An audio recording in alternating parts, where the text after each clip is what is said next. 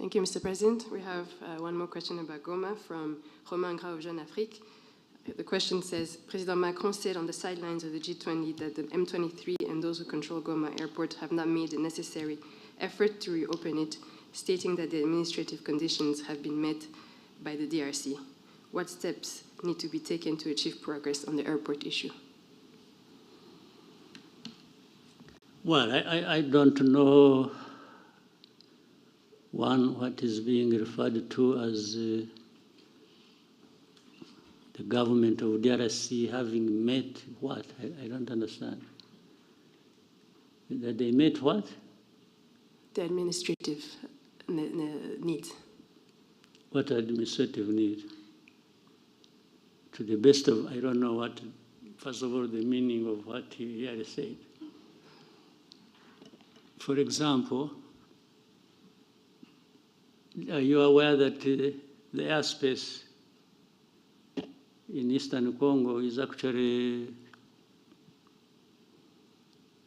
closed? You can't overfly. You have people flying from wherever, whether South Africa or going there. Planes don't overfly Eastern Congo because DRC government closed the airspace. Now you want to open an airport in a closed airspace, and he says somebody has met the standards, administrative standards. I don't understand the meaning of it. Second, those M23 and others who control what? Who control them? You mean M23 who control or M23 and others? And those who control. Ah, okay.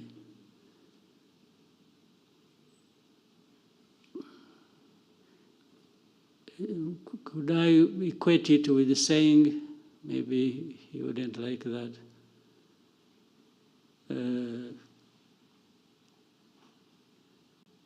the government of DRC, the FARDC, and FDLR. FDLR actually has a big control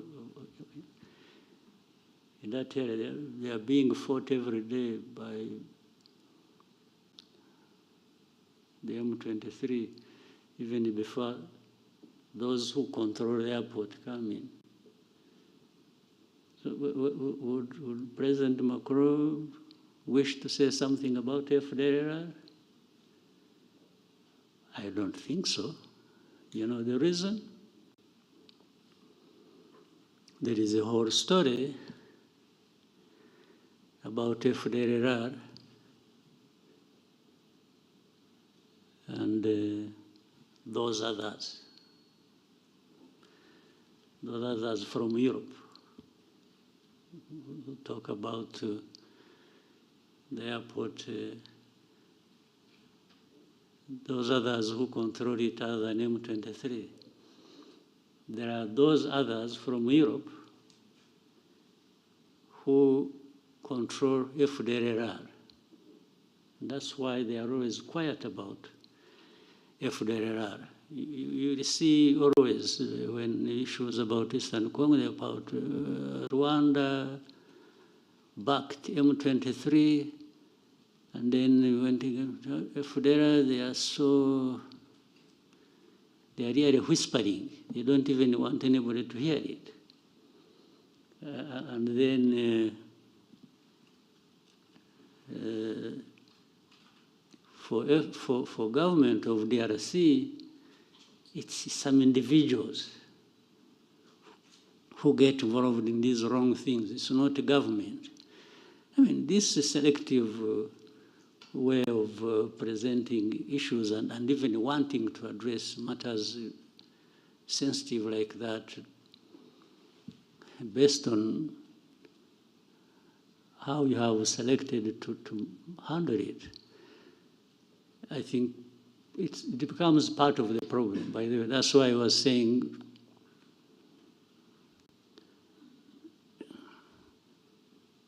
those others, other than those who control the airport, but from Europe, have been part of this problem as of origin of 31 years ago tragedy we had here.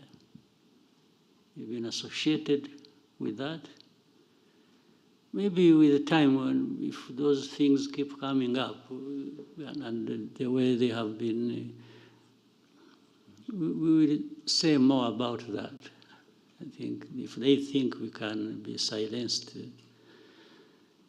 to not talk about their historical role and responsibility in matters of tragedy here in Rwanda, and which crossed into Congo, and people are there, you see hate speech, you see all kinds of by leaders.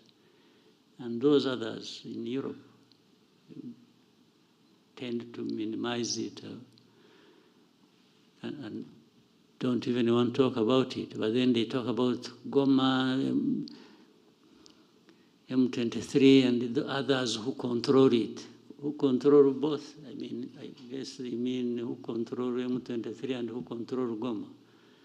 Yeah, but there are those others also who control from the same place where the voice came, who control government of DRC and control FDLR. And that's why FDLR, people keep quiet about it. But, well, if they want us to roll back the whole efforts of the understanding of how we should relate based on their involvement in the tragic history of this country and the region,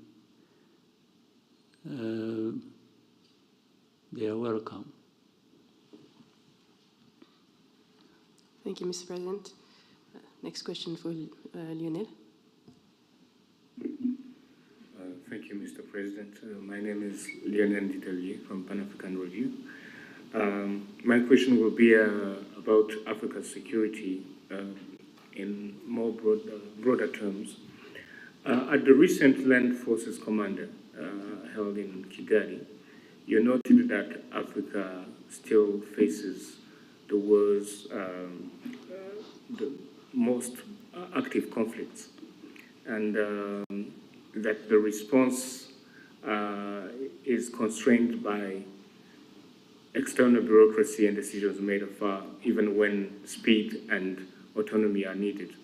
At the same time, Rwanda's interventions in Mozambique and Central Africa show us what African-led solution can achieve when partners trust each other and act decisively. So in light of these contrasting realities, what do you think are the reforms required for Africa to be able to strengthen its capacity to respond on its own terms?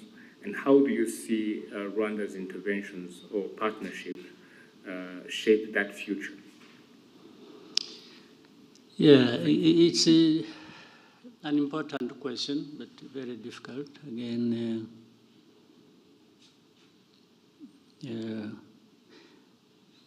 I think if I remember the saying, you can take horses to the well to drink water, but you can't force them to drink.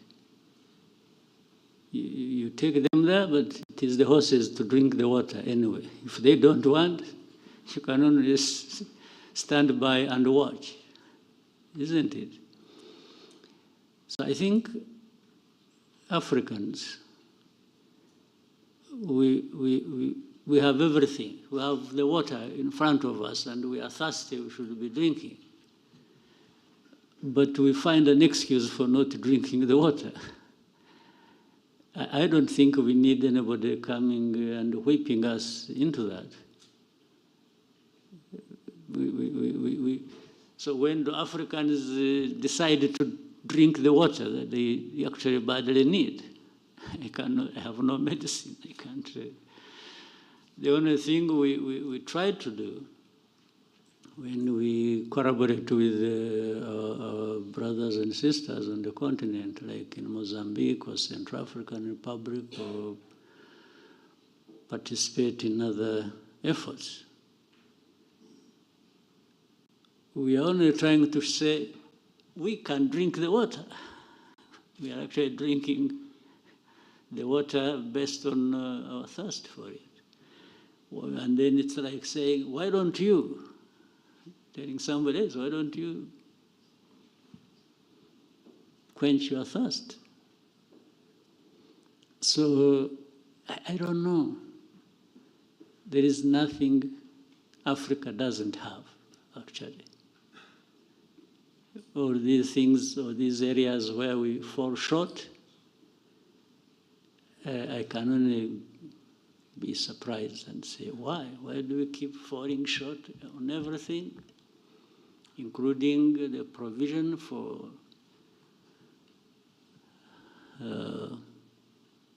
security for our people? When you have the people, we have the resources, we have the knowledge, we have... what is it that Africa doesn't have? Tell me. We have good weather, maybe that's what spoils you. We have...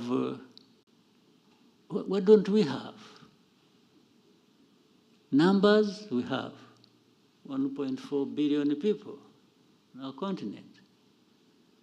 So what do we want? No? What else do we want? Or what do we lack? So that is, this is it's a pathetic situation. Yeah.